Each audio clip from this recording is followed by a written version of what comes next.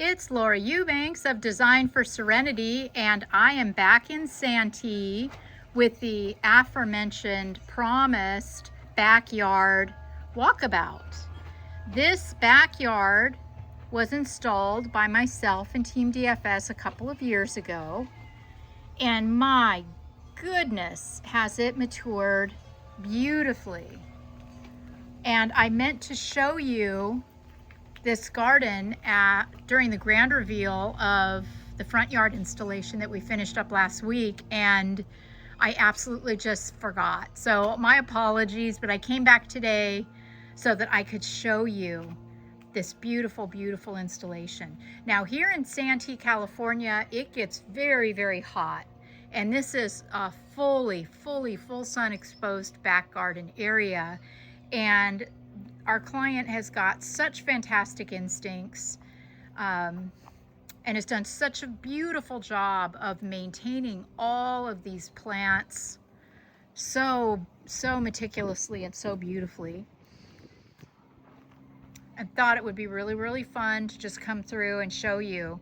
One thing that has surprised me is the sunburst Aeonium. Now, this is a summer dormant plant, of course, Aeoniums, and sunburst. Nobody goes dormant like a sunburst, am I right? I mean, this thing gets fried, and it's 90 degrees here today, Fahrenheit, and you can see a little bit of burn on the leaf. So I'm just surprised they look as good as they do, was my point.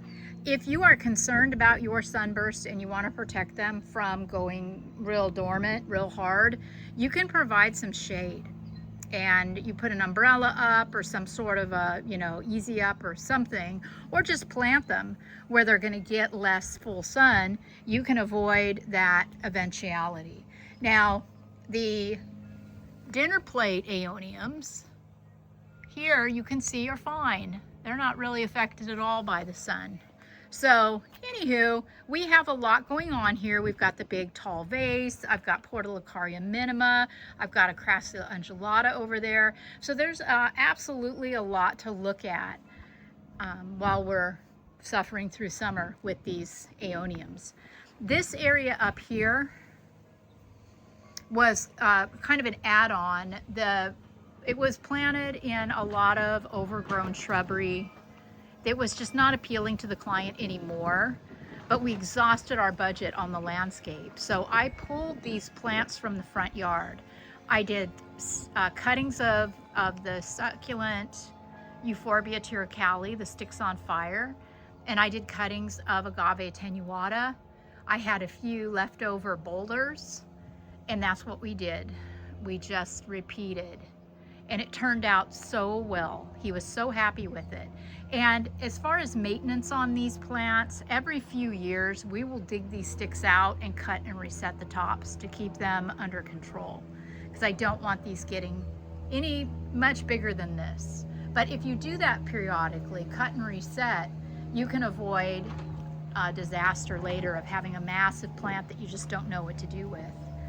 This beautiful Yucca rostrata, I did take the liberties of limbing it up just a little bit. I don't know if you can see that due to the shade that the leaves are casting, but this is a little yucca that grows as a tree, and it's just starting to trunk. So all of the dead little leaves at the bottom I trimmed off.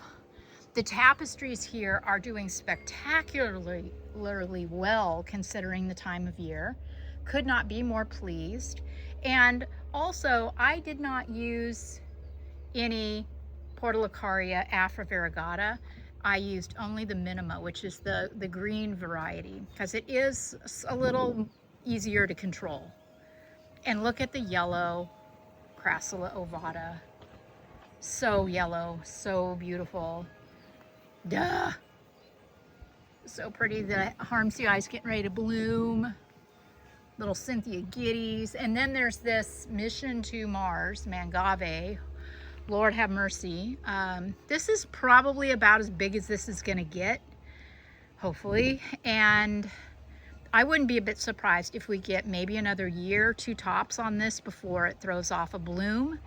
But we have a lot of pups We have pups down here and pups on the other side. So when that happens, the hope is that we will be able to plant the offsets.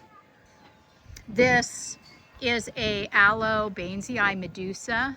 It's gotten so big so fast. I'm so thrilled because it is going to cast some phenomenal shade in here, as is the little Dracaena Draco over here. In time, it'll give some nice shade.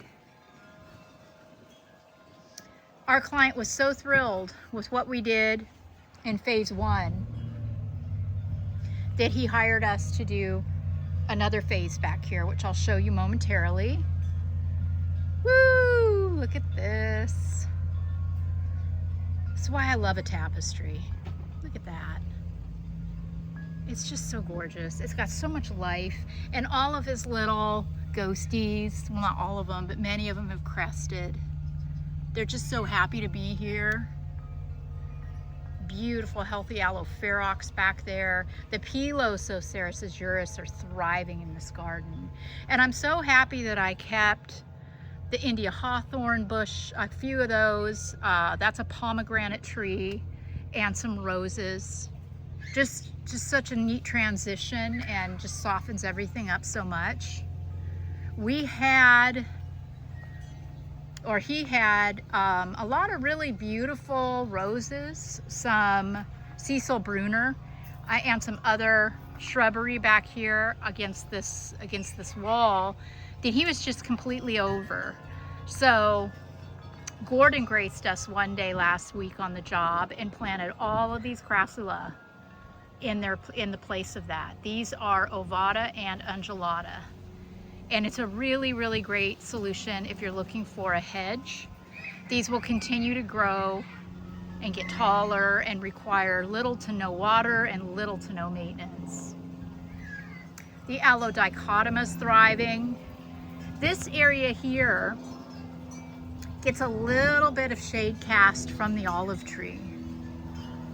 So interesting to see the plants in this area. And they are also thriving. You know, I was surprised the Pilo is staying as blue with this shade, but it's clearly happy. And the Pachypodium lemmerii is really happy to be here. We did lose a ramo, despite the fact that I planted it on a downslope. We still lost it. So we put a Mangave redwing right here instead. And then we just have a little bit of tapestry here, nothing too dramatic because again the trees drop a lot of detritus. Over here we have our spiralis, which is really thriving, and a trigona, which looks terrific. Then underneath this tree, here's an example of what I was talking about with the Aeonium sunbursts. These get dappled sunlight. You can see the dapples happening right now. Isn't that amazing? It looks edited. It's not, but see, you don't see any burn marks on these, and they will not enter dormancy the way the ones in the full sun will. This is Agave bracteosa. And this is one of the only agaves that I know of that will thrive in shade. And it's, you know, it's not that exciting. It's not variegated or anything, but it's a very interesting strappy plant. I really like it. And then here under the olive tree, this was part of phase 2. You know, I was mindful because of the detritus. I didn't want to put any cactus or anything pokey. So we've got one attenuata here. We've got some cotyledon, a lot of crassula, some more Aeonium sunburst. We also have a wonderful totem cactus here, which is super happy. Some tillandsias growing in the tree. It's very cool. And then here is the phase 2, which is this mound.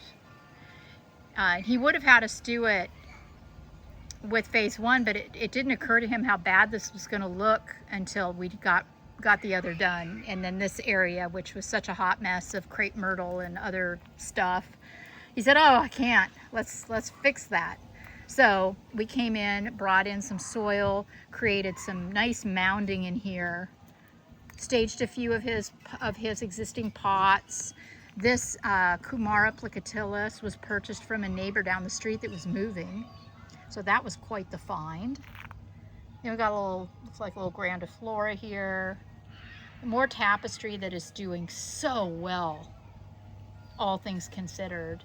This cotyledon Passion's Heart, such a great full sun plant, that purple.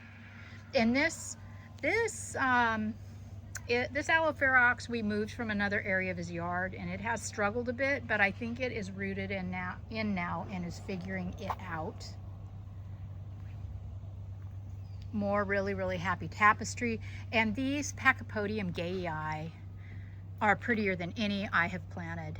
They've stayed in leaf all year round and are doing so well. Here's Mangave Bad Hair Day. Another plant that has exceeded my expectations are the Euphorbia miliis. Absolutely love it here in Santee. Here is a beautiful ball of ready red. And look at this ungi, Crassula undulata. Oh God, so pretty. So pretty. Ooh, and here's a little variegated attenuata that, despite getting slammed by the sun, is not complaining.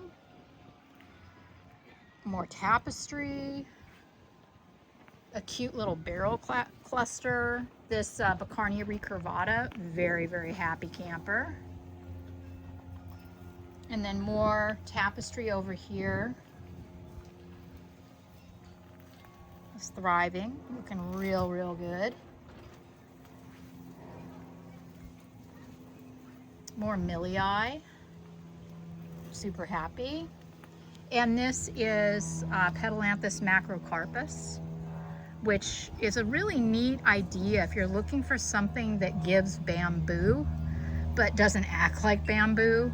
It's real easy to manage. This is it, and you can see it's starting to leaf out.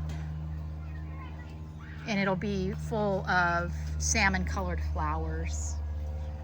Here's another Mangave.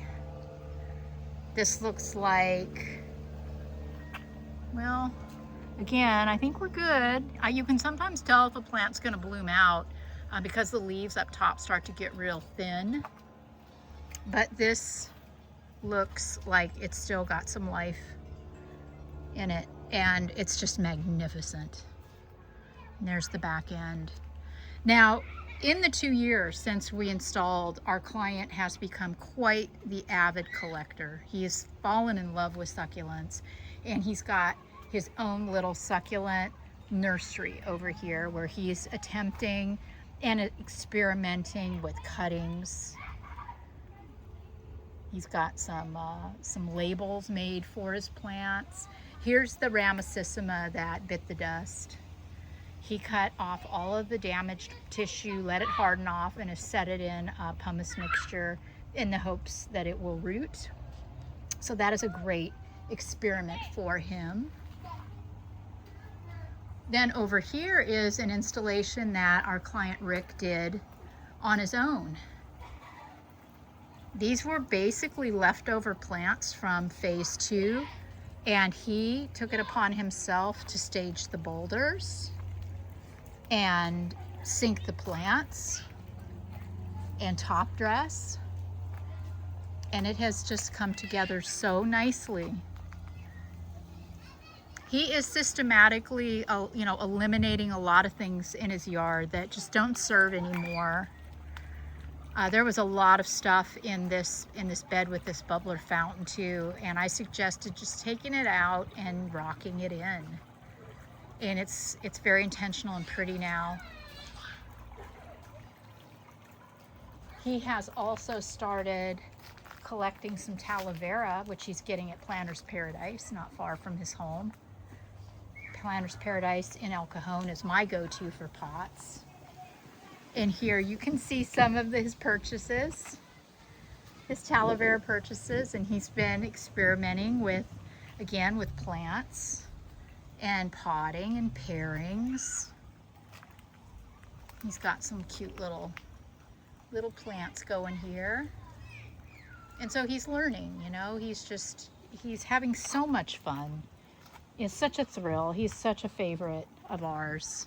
So enthusiastic and so eager to learn about cactus and succulents and to, you know, just transform his garden spaces into things that are low maintenance and, you know, low impact, low water. So yeah, here's our Rick. Say hi to the fans, Rick. No. This is the man, the myth, the legend. No, you have done a spectacular job. Oh, no, I have absolutely no artistic ability. I just follow what I see. I even watch her maintenance videos, and then I learn how to trim these things when she's not around.